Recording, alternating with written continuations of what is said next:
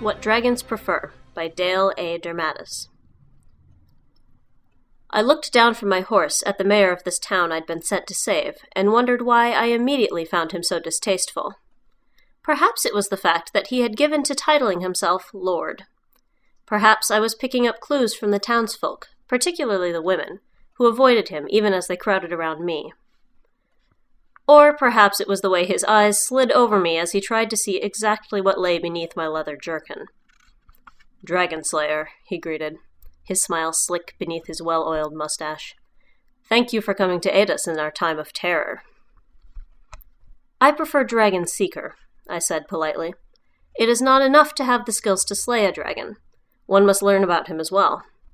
To know one's enemy is to destroy him." And most people knew so little about dragons. I knew, for example, that dragons only fed once every 20 years, and then usually only one human. Is that such a bad thing, really, when wolves kill so many deer in the forest to survive, or humans kill sheep because roast mutton is so tasty? But people panicked if they saw a dragon glide far overhead on the highest currents, or if they caught a faint whiff of its acrid scent when the wind turned just right. He insisted I spend the night in comfort at his home. I found something else to dislike. His manor was too opulent compared to the rest of the farming village, and had been built, no doubt, at the townsfolk's expense. It even had a rooftop garden. "Do you lure the dragons with your virginity?" he asked during dinner. "No," I said. I suspected he was less interested in how I lure dragons than in my possible virginal state. My supposition was confirmed when he muttered, "Pity," and turned his attentions to his meal. I bolted the door to my room that night, and a good thing, for the latch rattled and I heard a thwarted curse. I arose the next morning before dawn and before the mayor, whom I doubted had seen a sunrise in many a year. I, on the other hand, knew that dragons are nocturnal, and would find this one sleeping when I reached its lair.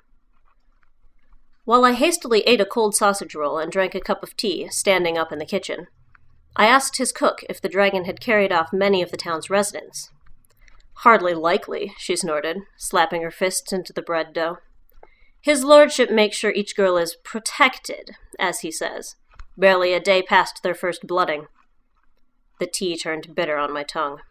So he thought ridding the town's young girls of their virginity would keep the dragon at bay? My instincts about him had been all too correct. I rode off to find the dragon. "All that's left is discussion of my payment," I told him when I returned the next evening. When I suggested we hold the discussion in his rooftop garden, his smile grew far too broad. I had barely tucked the purse in my belt and dodged his first advance when the dragon arrived for her 20-year meal. Another thing few people know about dragons is that while the males prefer female virgins, the females like their men experienced. Know your enemies, indeed.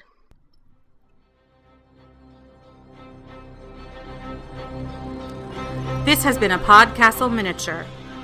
What Dragons Prefer was by Dale A. Dermatis, of whom a reviewer once said, "She has so many pseudonyms you'd think she was a spy."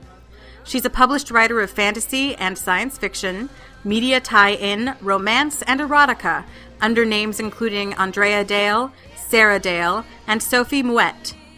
You can find more information about Dale and her various pseudonyms at severwid.com.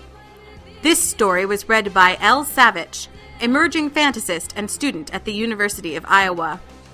Links in this outro can be found on our website. Visit us on the web at podcastle.org.